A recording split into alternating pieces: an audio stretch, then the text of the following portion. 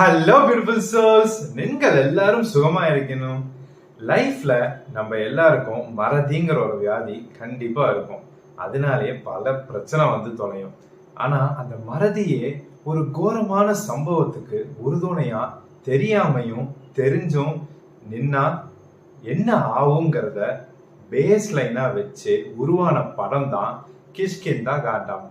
மலையாள சினிமையோட ஸ்பெஷாலிட்டியே ஒரு சிறிய விஷயத்த பிளாஸ்ட் ஸ்கிரீன் பிளே மூலியமா காமிக்கிறது தான். ஆக்டர் விஜய் ராகவன், அப்பர்ணா பாலமுரளி அண்ட் ஆசிஃப் அலி லீடா நடிச்சிருக்காங்க.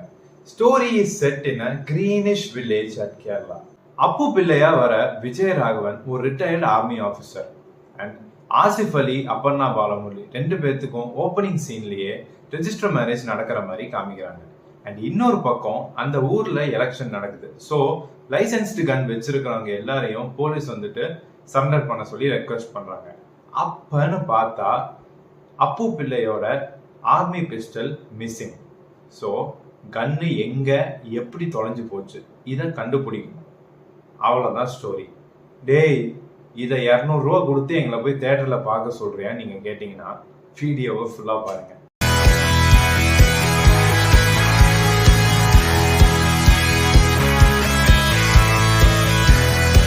படமே 2 மணி நேரம் தான். அதுல இப்ப நான் சொன்னதெல்லாம் ஒரு ½ அன் ஹவர்ல வந்துட்டு காமிச்சிருவாங்க.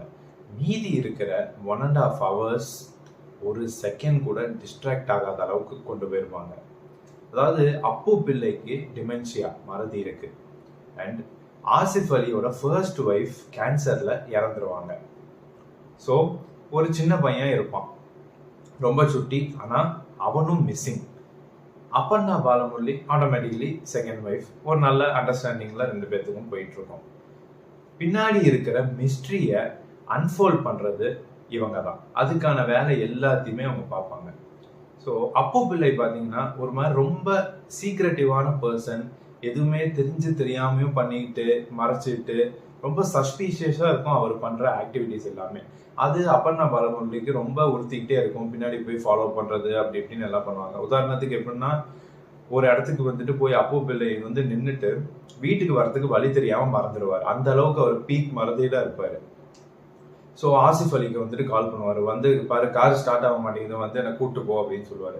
சரி, அவரும் வந்துட்டு பார்த்தா உடனே ஸ்டார்ட் ஆயிரும். என்ன ஒழுங்கா சர்வீஸ் பண்ண வைக்க மாட்டியா அப்படின்ற மாதிரி படியை வந்துட்டு எல்லா சிச்சுவேஷன் மேலேயும் போட்டுட்டு தான் எஸ்கேப்ல சுத்திட்டு இருப்பாரு. இதுல ஹைலைட் என்னன்னா, ஒரு சிச்சுவேஷன்ல கூட ஆசிஃப் அலி அவங்க அப்பாவை விட்டே கொடுக்க மாட்டாரு. அவருக்கு பயங்கர ஷார்ட் டெம்பரா, யாரு அப்பு பிள்ளைக்கு ரொம்ப கோவம் அடிக்கடி வரும், டிமென்ஷியா, இந்த ப்ராப்ளம்ஸ் எல்லாமே இருக்கிறதுனால ஏதாச்சும் ஒரு சிச்சுவேஷன்ல வந்துட்டு நம்ம கோவம் வரதான் செய்யும். ஆனா எல்லா டைம்லயும் வந்துட்டு ஆசிஃப் அலி ரொம்ப பொறுமையா ஹேண்டில் பண்ணுவாரு. அண்ட் இன்னொரு பக்கம் வந்துட்டு தன் பையனை தேடுற விஷயத்துல கொஞ்சம் தீவிரமா இருப்பாரு. அட்லாஸ்ட் ஒரு கொடூரமான இன்சிடென்ட்டை வெளிச்சத்துக்கு கொண்டு வருவாங்க. நீங்க எல்லாரும் சதறிடுவீங்க. பட் ஆனா அதுவும் ரொம்ப சாதாரணமான விஷயம்தான்.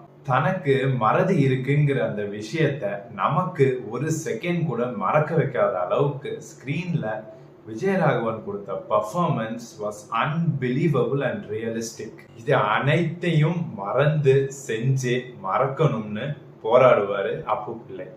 அண்ட் ஆசிஃப் அலி சட்டிலா கொடுத்த பர்ஃபார்மன்ஸ் ரொம்பவே ரசிக்கும்படியா இருந்துச்சு. அப்பர்ணா பாலமுரளி, கா சூப்பர்கா நீங்க, ஆனா ரொம்ப பாவம்கா அப்படின்னு சொல்ற அளவுக்கு பெர்ஃபார்ம் பண்ணியிருந்தாங்க. அந்த கண்ணு கிடைச்சதா இல்லையா? கிடைச்சிரும். ஆனா ஏன் கிடைச்சது, கிடைச்சிருக்கவே கூடாதுன்னு நம்மள நினைக்க வைக்கிற அளவுக்கு அந்த இன்சிடென்ட்டை பயங்கரமா சொல்லியிருப்பாங்க. இதுதான் மலையாள சினிமா. ஒருத்தரோட கேரக்டரைசேஷனை சொல்ற விதம். இதான் மென்டல் அண்ட் எமோஷனல் ஸ்டேட். மீதி எல்லாத்தையும் ஆடியன்ஸான நீங்களே இமேஜின் பண்ணிக்கோங்க. ஸ்கிரீன் பிளே மூலியமா அப்படியே போர்ட்ரே ஆகும். This is how a screenplay and story has to be done. ஒரு இன்சிடென்ட்ஸ் பின்னாடியும் ஃபிளாஷ்பேக் அண்ட் ஜஸ்டிஃபிகேஷன் ஃபுல்லா வைக்காம சின்ன ஹிண்ட் மூலியமா ஆடியன்ஸான நம்மளையும் என்கேஜிங்கா வச்ச இந்த படத்துக்கு நான் தரப்போற ரேட்டிங் 5 out of 5. கண்டிப்பா you all should go and watch it in theaters. See you all on next video. Until then, bye from you.